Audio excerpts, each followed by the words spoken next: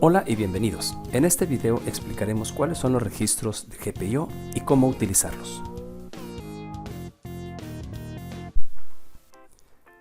A continuación mostraremos los registros para configurar y utilizar el GPIO. Se tienen 5 registros: el registro DDR, el registro CR1, el registro CR2, el registro ODR y el registro IDR. Estos 5 registros existen para cada uno de los diferentes puertos del microcontrolador.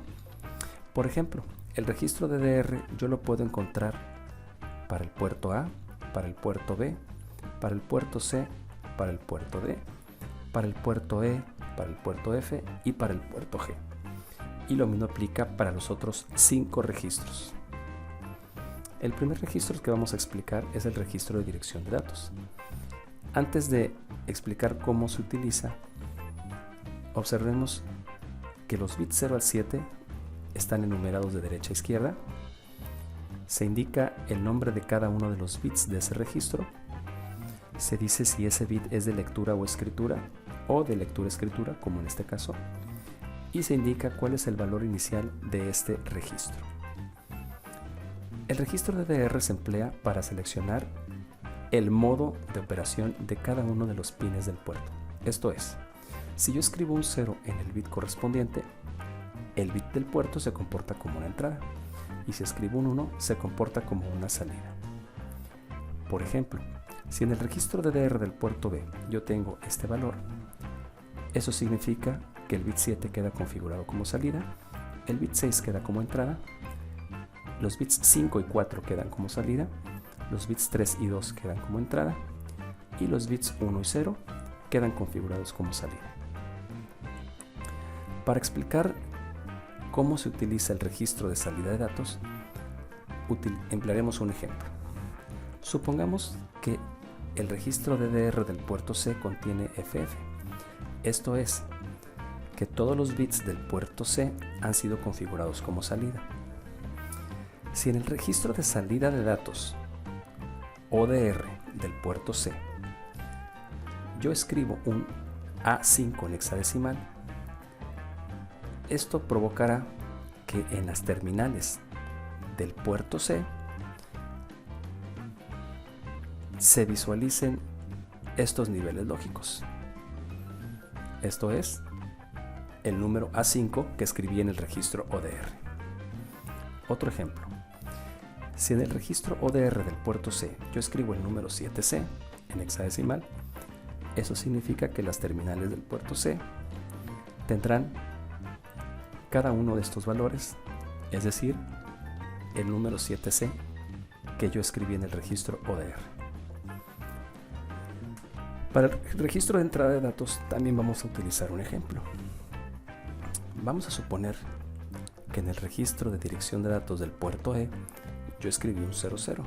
Esto es, que el puerto E ha sido configurado todo como entrada. Cuando se presenten en los terminales del puerto E estos niveles lógicos, entonces el registro de entrada de datos del puerto E tendrá el número B6 hexadecimal, es decir, el valor presente en sus 8 terminales. Otro ejemplo. Si en las terminales del puerto E, que ha sido configurado como entrada, se presentan estos niveles lógicos, entonces en el registro IDR de entrada de datos se presentará el valor hexadecimal 93, es decir, el conjunto de los 8 valores presentes en los bits del puerto. El registro de control 1 se emplea de dos formas diferentes. Cuando el pin ha sido configurado como entrada, esto es, el bit DDR respectivo es 0, yo puedo escribir un 0 para decir que va a ser una entrada flotada, o puedo escribir un 1 para decir que va a ser una entrada con resistor de pull-up. Cuando el pin ha sido configurado como salida, esto es, el bit DDR se escribe en 1, eso significa, al escribir un 0, que se empleará una salida de drenaje abierto, o al escribir un 1, que se utilizará una salida de tipo push-pull. La configuración que emplearemos durante el curso para las entradas y las salidas será la que se muestra a continuación. Las entradas serán con resistor de pull-up y las salidas como salidas push-pull. El registro de control 2 también se utiliza de dos formas diferentes. Cuando el puerto ha sido configurado como entrada, es decir, cuando el bit DDR es 0, escribir un 0 en este registro deshabilita las interrupciones y escribir un 1 las habilita. Por otro lado, cuando el puerto ha sido configurado como salida, esto es, el bit DDR se escribió con un 1, escribir un 0 significa que la tasa de conmutación del puerto será no mayor a 2 MHz y escribir un 1 significa que la tasa de conmutación excede 2 MHz pero no superará los 10 MHz.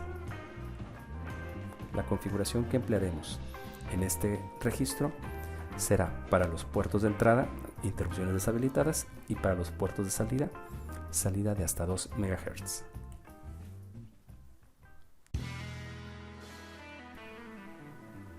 Gracias por ver el video.